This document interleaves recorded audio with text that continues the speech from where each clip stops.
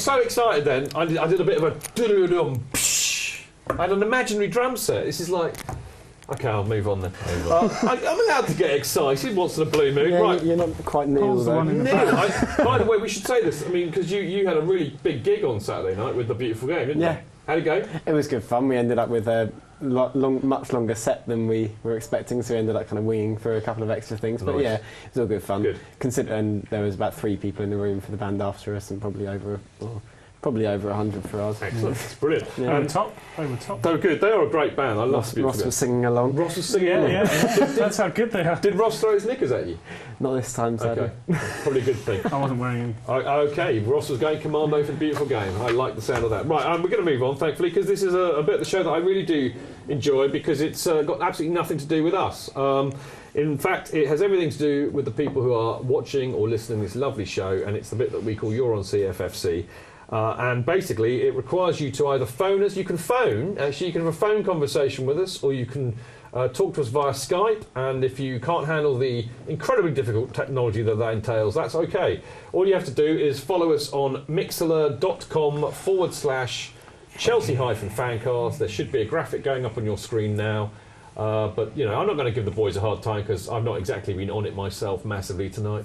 But anyway, Mixlr.com... They're trying to get the Skype sorted. No, they're trying to get the Skype sorted. You told me this was professional, this show. I know. Well, you know, we're basically only as good as the people we have on the show, absolutely, Pete. yeah. That's all I'm saying. Good job on me there, really. OK, anyway, so Mixlr.com/Chelsea-fancast. Darren will take your questions. He will put them to us. You can do the same if you're following us on Twitter, and that's @ChelseaFancast. And of course, the Skype address, add us on Skype, chelsea.fancast. Now, Darren, doing the Chelsea channel roll tonight. Darren, have we got any questions? Hopefully, that'd be nice to have some for Pete. Can the first one be asked to Pablo, please? Yes. As you asked so nicely. It was coming off the back of the break we've just had, which is from Alex Ambrosiak. Does Pablo have a radio mic on? Was what we heard him having a wee? LOL.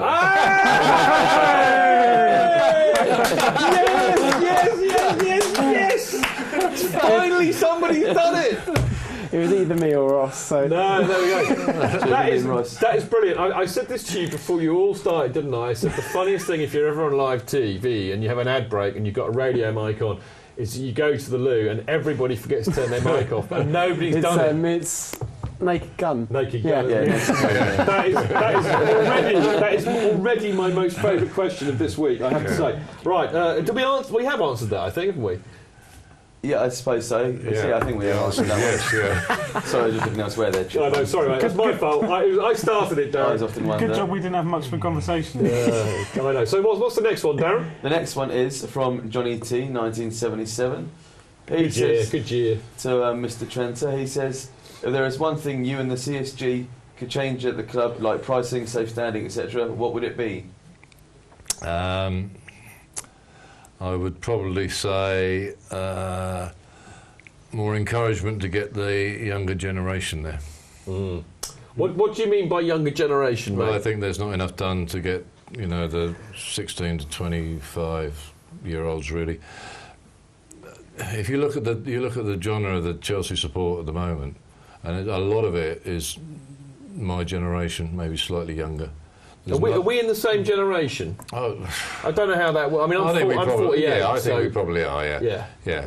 But I just don't think there's enough done, not just by Chelsea, but by all football clubs to encourage younger generation through. And that's probably my beef, out of all of it, really. I mean, I think I know the boys totally agree. Paul is the younger generation, in fact, and Ross, but we're the minority, and we probably know most of the regular match-going people of our age by face, at least. Yeah. I mean, you saw the average age of the Chelsea supporters at the Arsenal League Cup tie. The fact that it was £10 a ticket meant that it was available. You look at the support that was there on Sunday.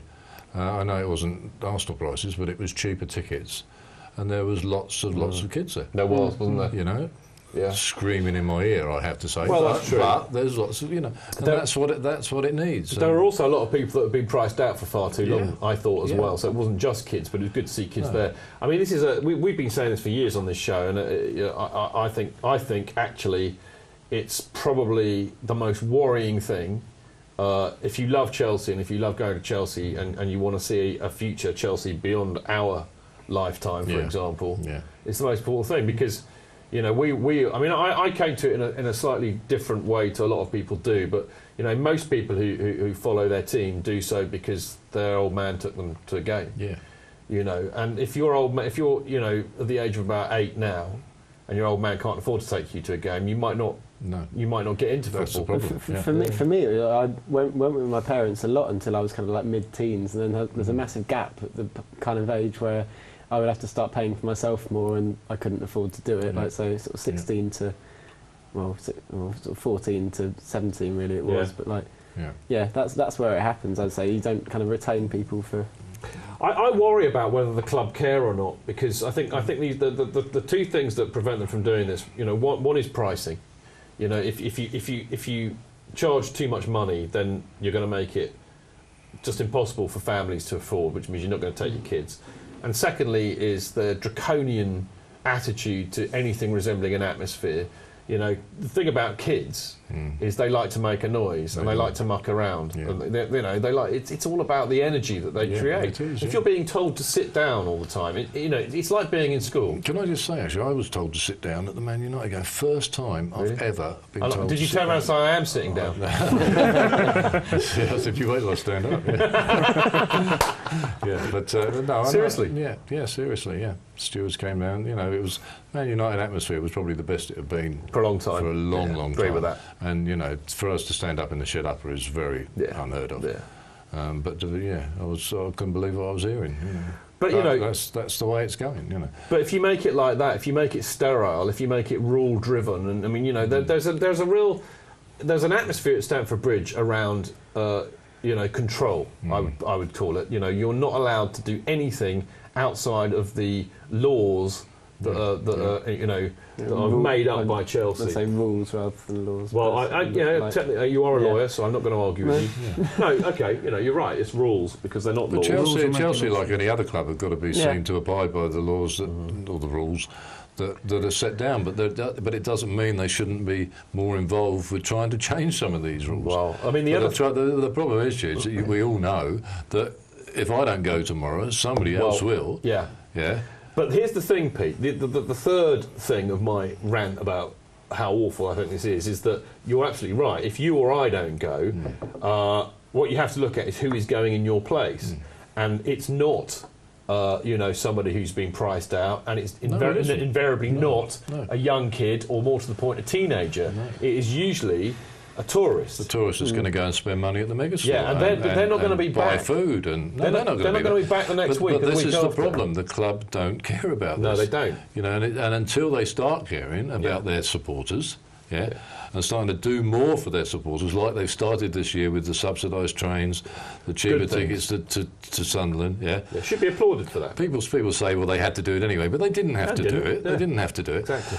But until they start doing things like that and extending that further, then you're going to see the same thing that you've seen for the last God knows how many years. There you go. A little bit of politics on the Chelsea FanCast. Good question. Not for the first time. Question, it was a very good question, that, and it's good to talk to Pete about this, because Pete's actually, you know, some of us Johnny-come-latelys on the popular revolutionary front of Chelsea, which is kind of where me and Pablo and Ross sit. You know, we're fairly young to this. But Pete's been, you know, trying to sort things like this out for a long, long time. So, when Pete speaks on things like this, it's worth listening. Darren, have we got more questions? Yeah, I was just going to say on that note, I know that I think it was like 6 years ago now, 2008, where CSG said it was their top priority, really, like cheaper tickets for 16, 21-year-olds. The only thing Paul Crowder says, it is quite hard to answer, I suppose, though, is what can we do to bring down the ticket prices for family members? He said that he took his family to the bridge at Exmouth, all at full price per ticket. He says it was insane. What can we do? Like some clubs either do, like having cheaper prices for some games, or are we too big a club now? That was for me, was it? Yeah. Yeah. Sorry. Well, I'm not sure you're ever going to see ticket prices reduced, to be honest. I don't. Apart from the subsidised prices that they're doing at the moment. It is difficult, and I do sympathise with people that do want to come and do want to bring kids. But I think, you know, in today's world of, you know, we all know it's not a football club anymore; it's a business, and they have to make ends meet. And you know, for them to bring the prices down now, I think it's probably... Who can afford, 200-300 quid a game? If you've got 2 or 3 kids, that's what you're talking about. Absolutely, Travel, food, the inevitable visit to the megastore, plus the tickets. I mean, who the hell has got that every week? It's ridiculous. It's ridiculous. Darren, please get another question before I explode in a fit of rage. At Chelsea Kelvin Barker, he has a question for Mr. Who? Kelvin Barker? Isn't he famous? He has a question for the transfer. He's taking time out of his schedule to ask. Bless him. Has he taken time out from writing a book, or what? Is he just... I'll let him answer it himself, but he has a serious question for you. Okay. He says, who was your first Chelsea hero?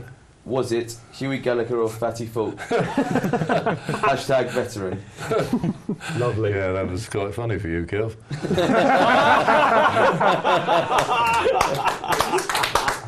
Actually, my all-time hero, as many people know, is Charlie Cook.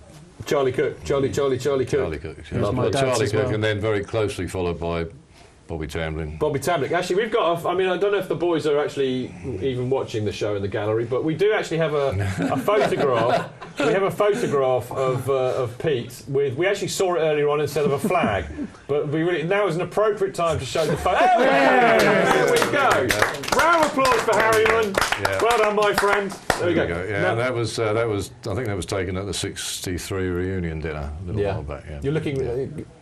That's really, really good. I missed that, but I do remember you taking. I think we've shown some other ones of that actually that you let me show, but that's excellent. Now, some other bloke that you know, who we both love and adore, who has been on this show several times. He's a bit of a big shot in Los Angeles, and I believe he's on Skype, Pete. The movie maker. The movie maker, the movie man, the film director. Have we got him on the line? Hey! Yeah, peace. Wrong way round, Paul. He's on camera. It's a lot. Well, Churchill did it that way, didn't he? He did. Victory. V for victory. How are you, mate? You're looking well. Very good. I'm very good. It's a lovely day. I thought I'd bring you outside instead of sitting in the office. Look at that. Oh man, this is lovely. How warm is it? I'm good. Just gearing up. Our DVD's released tomorrow. The film we talked about when I was there. We're out tomorrow here in the USA, so we're gearing up for that. It's all very exciting. It's had a cinema run here, hasn't it? Is it still going on the cinema out here? We're done in the cinemas there now. We had a very brief run in London, Newcastle, Poole, Basildon, and Swindon. And now we're getting ready for our DVD VOD release over there. But it's been great success. We've had great reviews, so we're all very, very happy in our camp. It's a cracking film. Me and Ross love it particularly. Now, we've got, funnily enough, actually, Pete went to the premiere of your film, Paul, back here. I think it was in November, wasn't it? And we had a jolly good evening. But have you got a question for Pete? Or you just want to be rude to him like we have? Yes. Apart from how's the weather up there? No, how are you, mate? Good to see you. Hope the family's all good. Cheers, mate. Yeah, I'm good. Yeah, and it's still cold and wet. Excellent. Unlike where you are. Oh, it's pretty rotten. It's down. I think we're at 75. It's getting... no way. No, but I was just wondering. Today, I read in the paper about this Courtois deal in swap for Costa. And I didn't know what you thought of that, and why we haven't brought Courtois back from Atletico. I think it's a good question. Yeah, I think Courtois is always going to be used as a bargaining tool if we're going to buy from Atletico Madrid. Yeah, I think if we get Costa, I think that'll be a great move. I think if we're going to buy a striker, let's buy a young striker that we can get into the Jose Mourinho mould.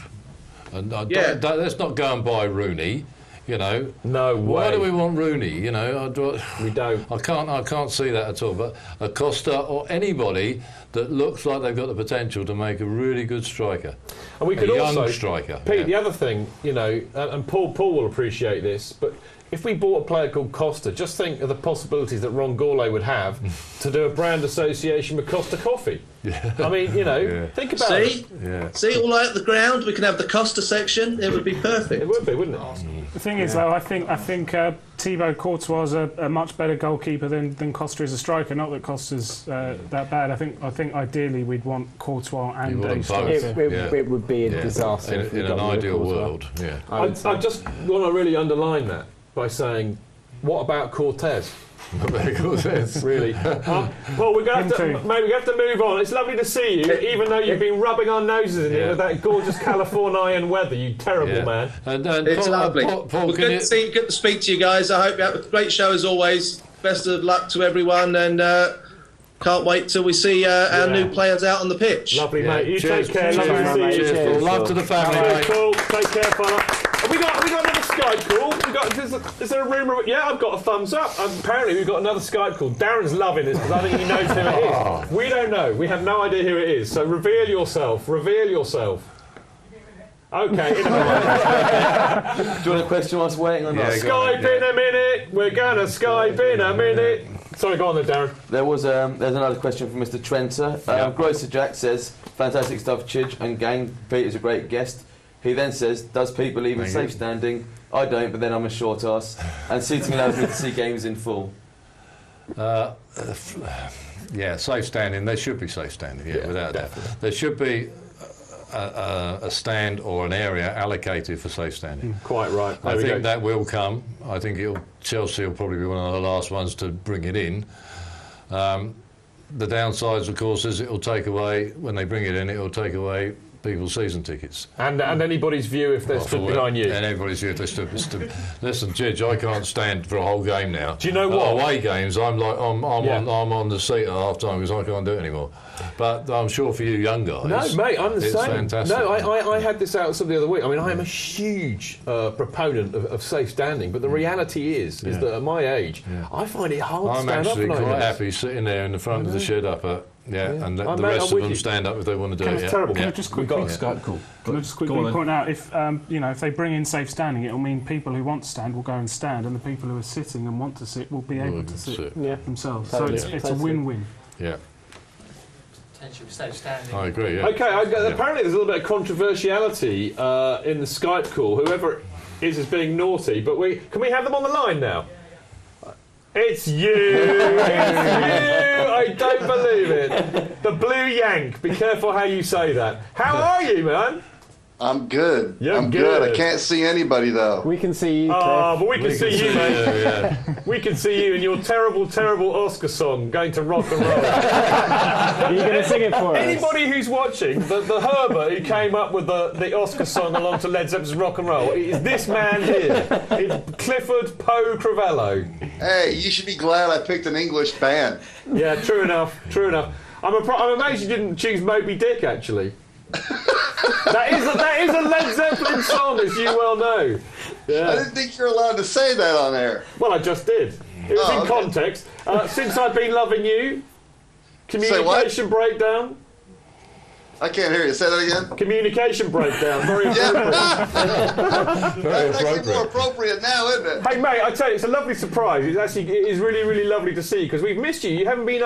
People, listeners, and viewers should know that Cliff comes over a few times and we get to see a few away games with him and home games with him. But I've not seen you this year, man. Where have you been, dude? Man, I know. I'm on a project, a long-term gig in Ohio or Antarctica, as we're calling it now. Okay. It was minus 23 wind chill last week. That's Fahrenheit, guys. I mean, it's just ridiculously cold up there.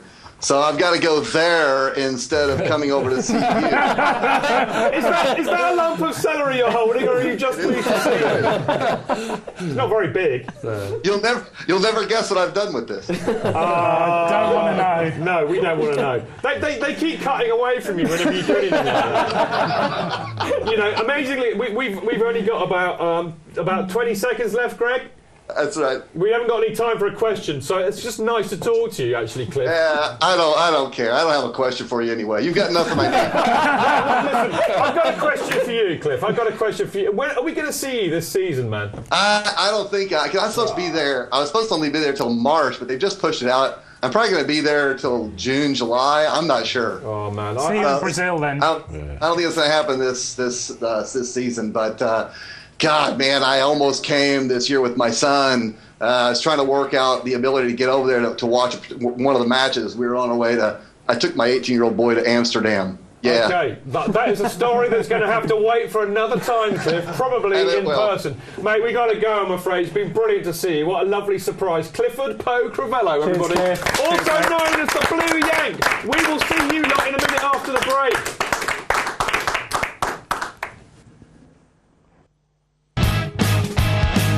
We did it.